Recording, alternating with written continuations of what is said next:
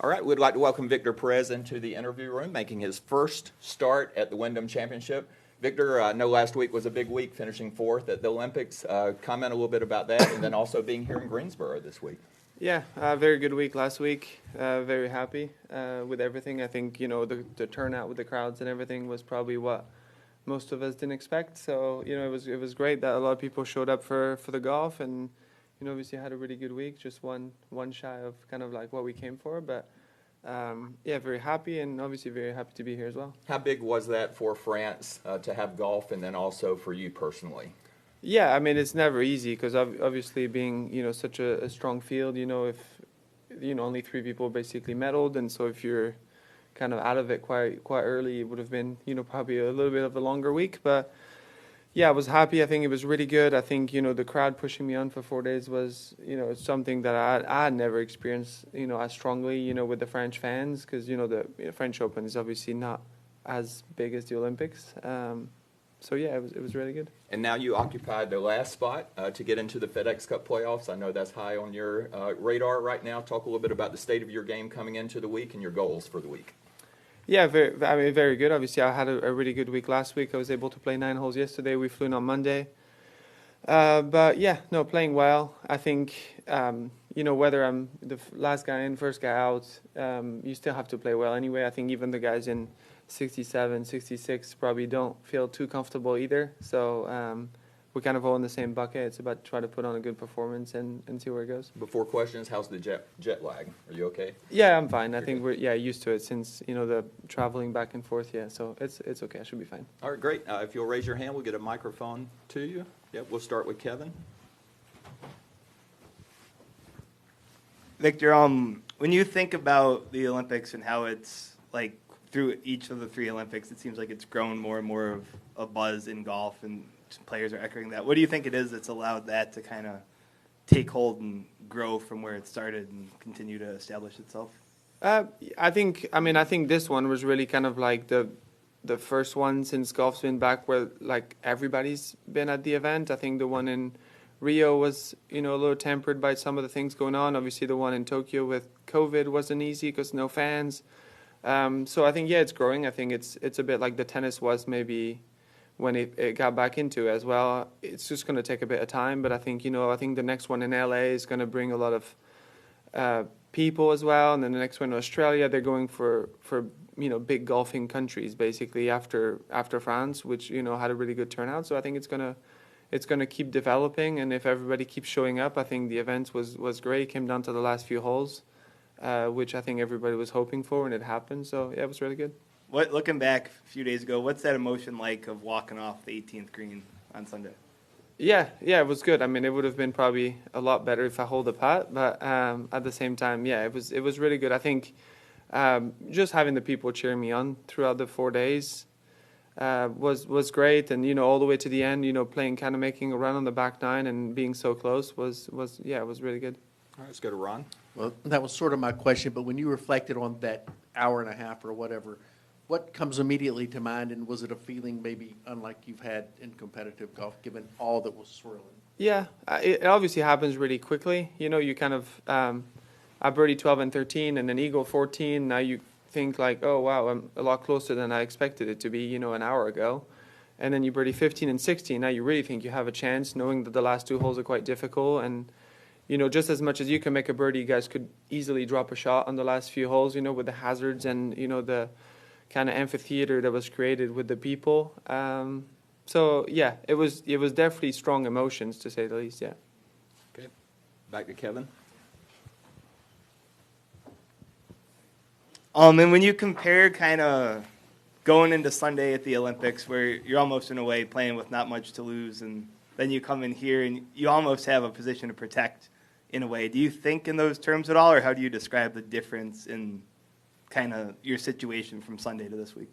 Yeah, I mean, this is obviously a lot more what we're used to, where kind of everything matters. Every points, positions, where you stand on the FedEx Cup, and making the cut, missing the cut, the repercussion that it will have. Top 10, winning, obviously where that puts you. Everything can change so fast.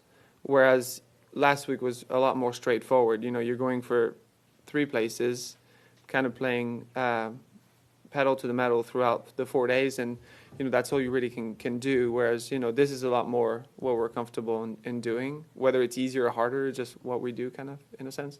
Did you learn anything about yourself on Sunday? I don't know. It's difficult to say because the experience was so kind of like outside the, no, I wouldn't say comfort zone, but kind of what we're used to doing, where you hardly have that many people on the fourth green, when you're 10 shots back, in a sense. So I don't know. I mean, I was quite happy to make a run, but still, it's whether you look at it positively or negatively, it's still a little sour to not have gotten the medal, which would have been, the best bit in a sense. But it's unique because you still had the round of the day. It played amazing. Is there any sort of pride or happiness that you can? No, take yeah. from I mean, obviously, yeah. Very happy. I think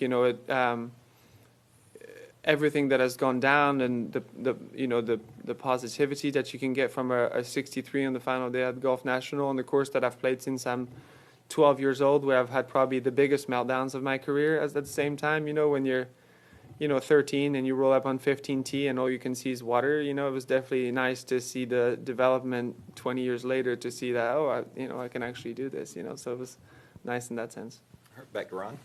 You alluded to this earlier, I think, but did golf in the Olympics sort of need a week like last week and a day like Sunday to get the best players to sort of cement what that means now in the game? Because it's been sort of a growing, first it was a curiosity and everybody's trying to figure out what it means. It seems like suddenly it's gone from here to here.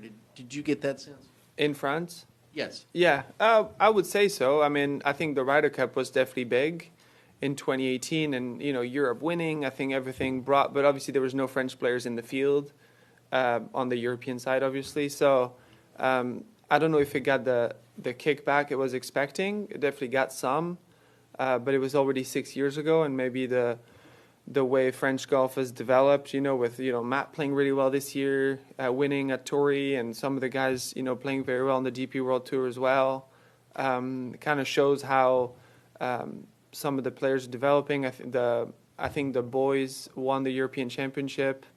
So yeah, I mean, I think French golf is definitely developing, and now it's kind of like how many of those younger guys, amateurs, make the transition and obviously get into the professional ranks and start winning and going on as well. So, I think time will tell in a sense. And just for the players and the public, what it means now, a gold medal, you know what a green jacket means or the claret jug, but it feels like it's higher now, bigger. Did that last week do that? I mean, yeah, I would say so. I mean, in a sense, I took this analogy when the question was asked prior to the Olympics, what would it mean like to win the gold medal? And I said, well, when I was 10 years old, developing your dreams as a kid, the Olympics weren't a thing anyway. So, it was about, watching Tiger win the Masters, or it was someone winning the Open. It was about that. Whereas now, hopefully the young kids that were 6, 8, 10 years old that came to the Olympics, hoping to get Scotty Scheffler's ball, Rory McIlroy's ball, or anything really at the end, it was at the Olympics. It wasn't at the Open. And so hopefully the emotion that the kids felt along the way are going to translate into dreams that maybe one day they're hoping to win the 2040 Olympics, wherever that is, in a sense. Hoping that, I'm guessing that's going to change because kids are going to be exposed to it from an early age, whereas when I was a kid, I remember April was, you tune in the Masters really late at night because of the time difference, or you're watching the Open or the US, stuff like that, where those were the big events, whereas I think this has gone on the map more by being in France, having a great event in a sense, and I'm hoping me competing and giving French kids kind of a chance of being like, oh, that could have been me, because how am I so different than this person, and so I think that's going to help for sure. All right, we'll go to Matt in the back and then wrap up with Kevin. Yeah, obviously it's been a huge year for players over from the DP World Tour. Just wanted to get your thoughts on kind of the program and having your first full regular season in the rearview mirror now after this week.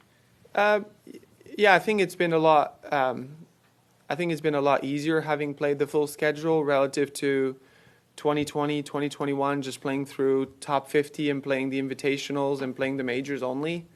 I think you kind of get in the groove of things by playing, I'm not going to call them the smaller events, but relative to this year's signature majors. You kind of get in the habit, getting used of the courses, getting used of the travel, rather than coming for 3 weeks, then flying back for 3 weeks, coming back for 2 weeks. Having been in the U.S. basically the whole year, I think has made a big difference. And it's nice to see that, the DP World players, the top 10 qualifiers of, Bob's won twice, Matt's won, there's been Sami Valmaki had a second place in Mexico. There's been some really good finishes along the way where we've shown that our game can translate if we're giving enough opportunities, in a sense. I'm not sure, obviously, the members here love it, in a sense, because we're taking 10 spots, from either the Corn Ferry or whoever to keep their cards. But I think if everybody is honest, at the end of the day, you want to play against the best players. And, if we've shown that we're able to win and compete week in and week out here, I think it's for the better of the game, which is, in a sense, what everybody's hoping. I'm hoping, in a sense.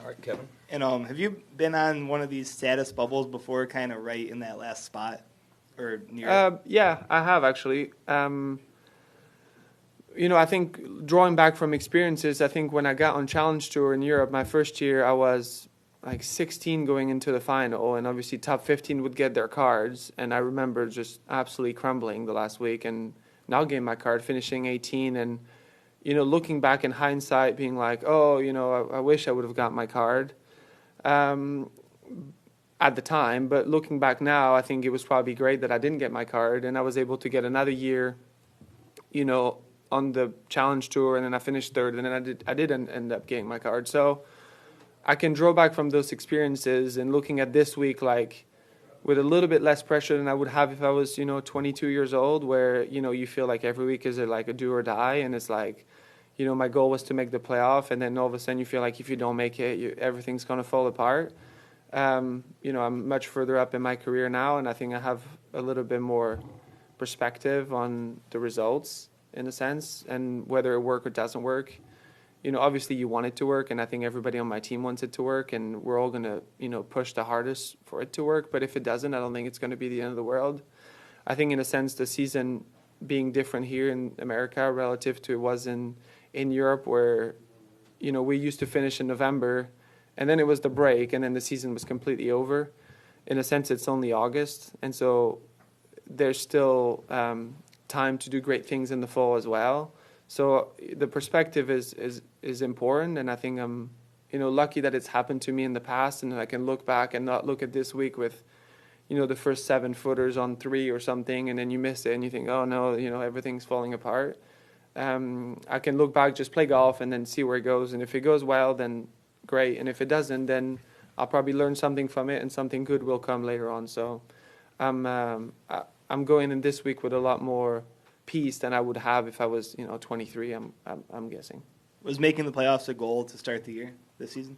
Yeah, I think I mean, obviously making the playoff is important, but I think making top 50 is probably even more important with everything that leads and comes with it. I think we've seen this year how much the signature events have an impact. Having played well in Canada and getting into 2 signature events right after on either side of the U.S. Open has really put me in a place where I'm competitive for the playoff, whereas if I hadn't gone into Memorial and had a good week, then I'd probably be a fair further down and, wouldn't be playing for the same things.